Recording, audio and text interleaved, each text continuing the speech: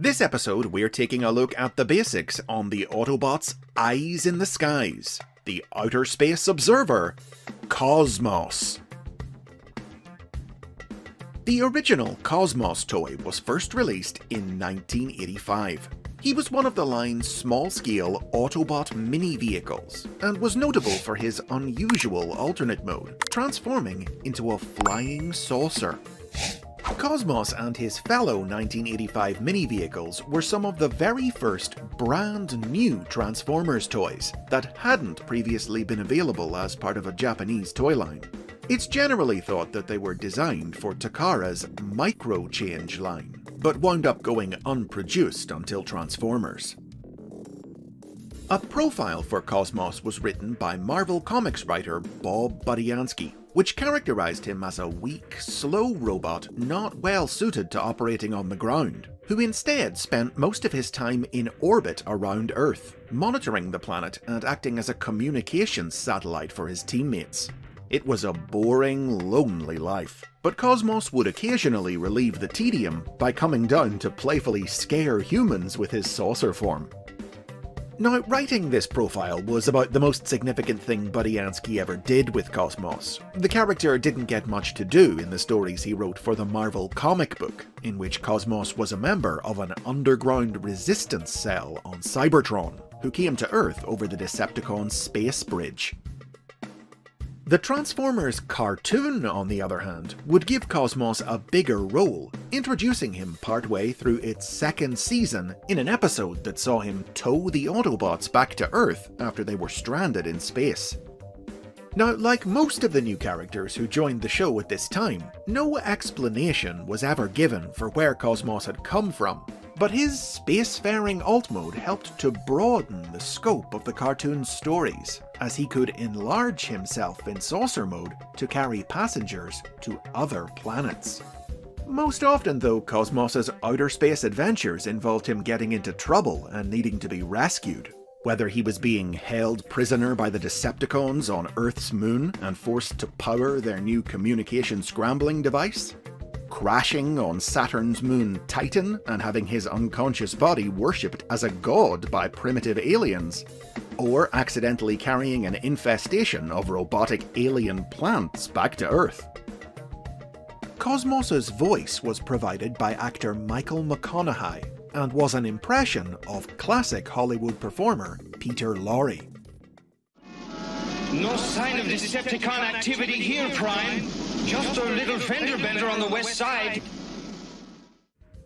The continued availability of Cosmos's toy in 1986 earned him a couple of brief appearances in the show's third season, but after the figure was discontinued in 1987, he was quietly phased out of both the cartoon and the comic.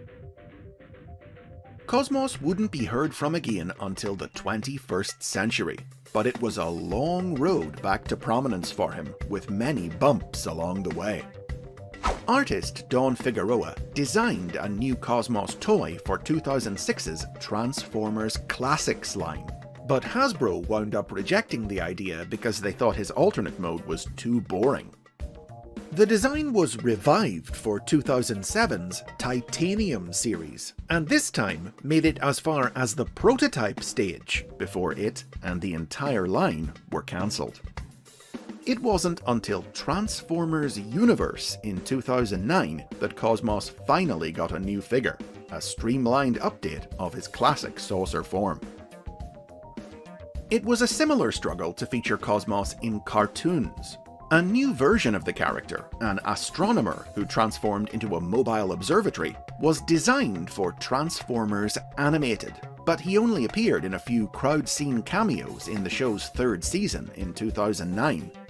The crew wanted to do an episode in which Cosmos came to Earth to deliver a message to Optimus Prime, during which he would have acquired his classic flying saucer mode by scanning a prop on the set of a cheesy sci-fi B-movie, only to then lose his memory and think he was a real alien invader.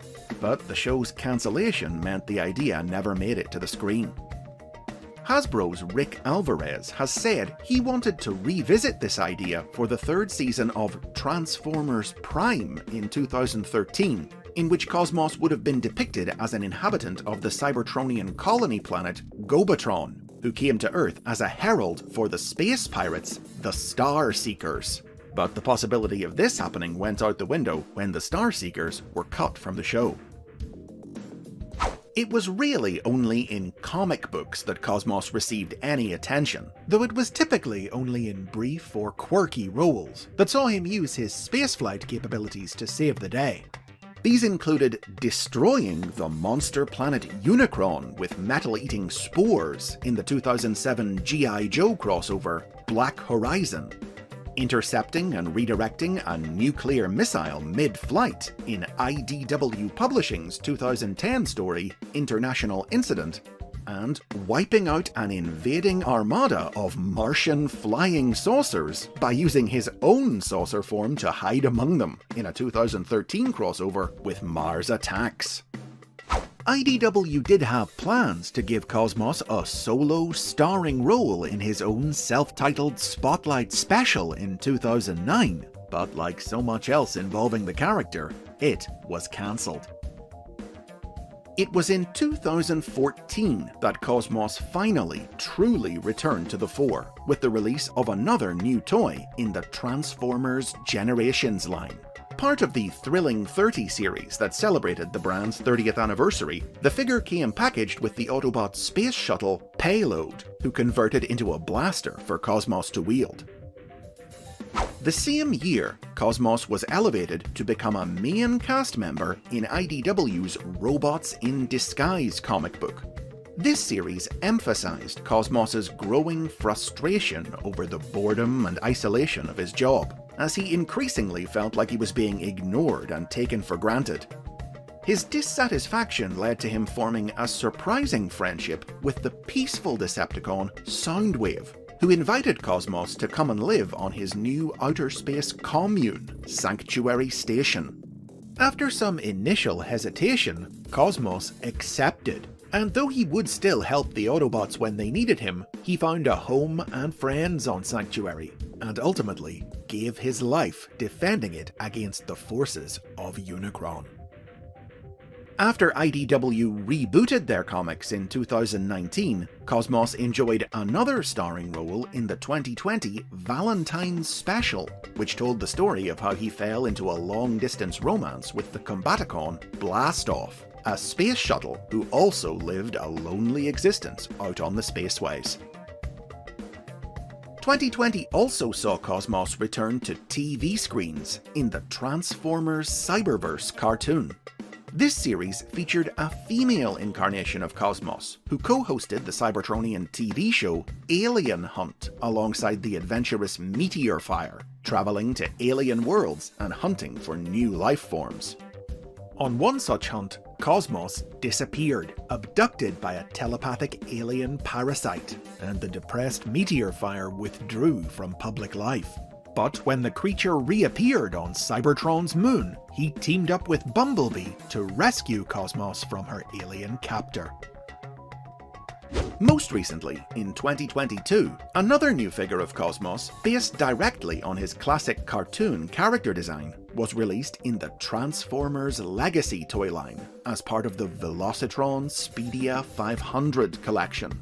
This range of figures centered on Transformers from across the multiverse gathering for a race on the planet Velocitron.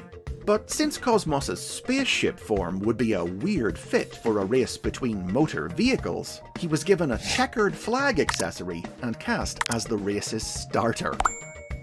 As one of the most sought-after toys in this series, Cosmos has come a long way after so many years of false starts, cancelled plans, and minor appearances. But he's always been a bot who's never stopped reaching for the stars. And those are the basics on Cosmos. If you've enjoyed this look at Transformers history and lore, check out the channel for over 200 more videos like it, and maybe like and subscribe while you're at it. Plus, if you support the show on Patreon, you'll get early access to new episodes.